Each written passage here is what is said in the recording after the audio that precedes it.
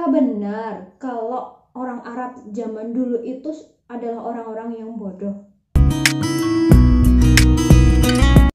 Assalamualaikum warahmatullahi wabarakatuh. Hai, selamat pagi. Oke, di video pembelajaran kali ini kita akan membahas tentang perkembangan Islam masa Rasulullah pada periode Mekah. Oke, sebelumnya kita bahas dulu tentang bagaimana sih kebudayaan masyarakat Arab sebelum datangnya Islam. Jadi, seperti yang kita tahu ya, bahwa masyarakat Arab itu sebelum datangnya Islam itu disebut masyarakat jahiliyah. Padahal jahiliyah sendiri kan artinya bodoh. Tapi apakah benar kalau orang Arab zaman dulu itu adalah orang-orang yang bodoh? Ternyata tidak. Jadi sebenarnya orang-orang Arab zaman dahulu itu mereka sudah mencapai tingkatan ilmu pengetahuan yang cukup tinggi. Karena mereka itu menguasai ilmu pengetahuan, sastra, arsitektur, bahkan juga astronomi. Tapi kenapa mereka itu disebut masyarakat yang jahiliyah? Mereka itu disebut jahiliyah karena kebiasaan-kebiasaan buruk mereka. Seperti mereka suka berjudi, mereka itu suka mabuk-mabukan, tidak menghargai wanita, kemudian melakukan perbudakan, serta menyembah berhala. Tapi walaupun masyarakat jahiliyah itu memiliki sisi negatif, mereka juga memiliki sisi yang positif. Jadi kita harus balance ya, memandangnya itu jangan negatifnya aja. Mereka juga punya nilai positif. Yang pertama, mereka itu orang-orang yang pandai bidang astronomi, bidang ilmu nasab, ilmu rasi bintang, kemudian tanggal-tanggal kelahiran, dan tabir mimpi. Mereka pandai akan hal itu. Kemudian mereka juga pandai berdagang, pandai bertani, kemudian sangat-sangat menghormati tamu, dan juga mereka terkenal orang yang sangat menepati janji. Oke, sekarang kita masuk ke substansi dan strategi dakwah Rasulullah periode Mekah. Di periode Mekah ini ada dua kategori. Yang pertama, dakwah secara sembunyi-sembunyi, dan yang kedua adalah dakwah secara terang-terangan. Dakwah secara sembunyi-sembunyi ini berlangsung kurang lebih 3-4 tahun. Nah, orang-orang yang masuk Islam pada periode ini dinamakan as-sabiqunal awwalun. Siapa sajakah mereka? Yang pertama ada istri Rasulullah yaitu Khadijah. Yang kedua Ali bin Abi Thalib, Zaid bin Haris, Abu Bakar, Ummu Aiman. Kemudian ada juga orang-orang yang masuk Islam lewat perantaranya Abu Bakar As-Siddiq.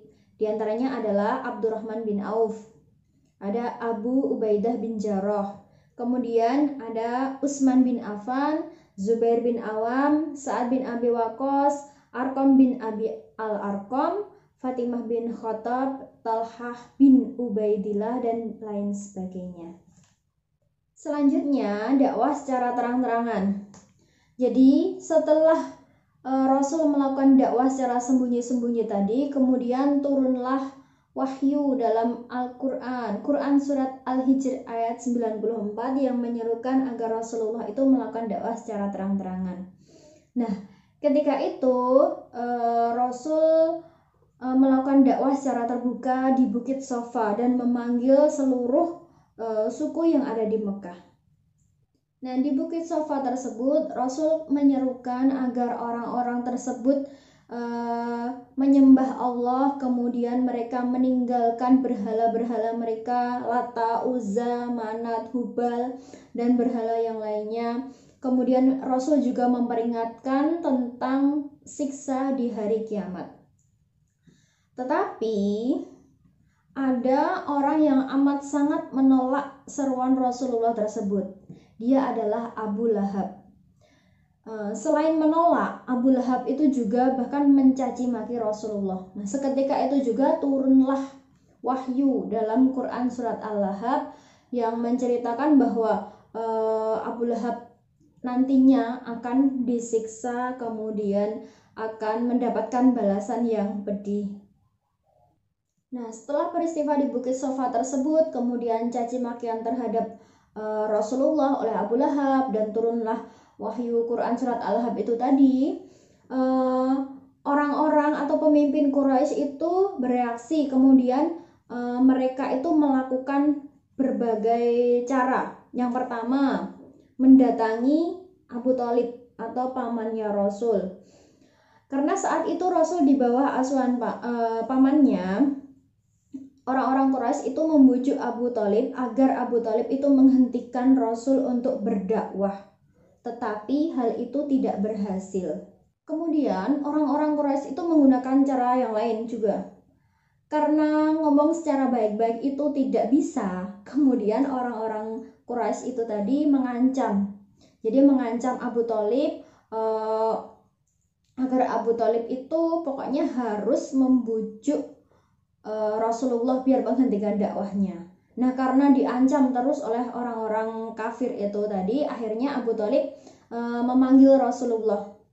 Kemudian Abu Thalib secara baik-baik meminta agar Rasulullah berhenti untuk berdakwah, tetapi itu tidak menyurutkan langkah Rasulullah. Jadi Rasulullah tetap teguh dalam pendirian untuk menyebarkan agama Islam. Kemudian orang kafir Quraisy itu juga mengutus Utbah bin Rabi'ah, seorang ahli retorika, untuk membujuk Rasulullah. Bahkan mereka itu menawarkan tahta, harta, asalkan beliau itu mau menghentikan dakwanya, tapi lagi-lagi itu tidak berhasil. Nah, karena berbagai upaya itu tidak berhasil, maka orang-orang kafir Quraisy itu melakukan tindak kekerasan untuk menghentikan dakwahnya Rasul. Dengan cara apa? Dengan cara orang-orang kafir tadi menyiksa orang-orang yang masuk Islam yang mereka masih lemah, seperti budak-budak itu mereka menyiksa secara fisik, secara kejam. Selain itu, orang-orang kafir itu juga melakukan pemboikotan terhadap Bani Hashim dan Bani Muthalib. Isi dari pemboikotan itu diantaranya yang pertama, Muhammad dan keluarga serta pengikutnya tidak diperbolehkan menikah dengan bangsa Arab Quraisy lainnya, baik laki-laki maupun perempuan.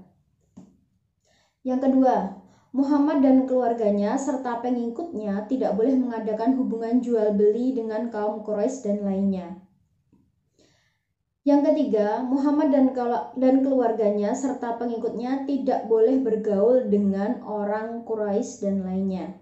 Dan yang terakhir, kaum Quraisy tidak dibenarkan membantu dan menolong Muhammad, keluarga maupun pengikutnya.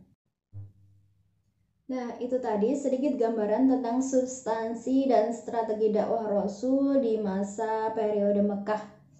Baik dakwah secara sembunyi-sembunyi maupun secara terang-terangan. Oke, untuk pembahasan yang lain kita lanjutkan di video pembelajaran selanjutnya. Bye. Wassalamualaikum warahmatullahi wabarakatuh.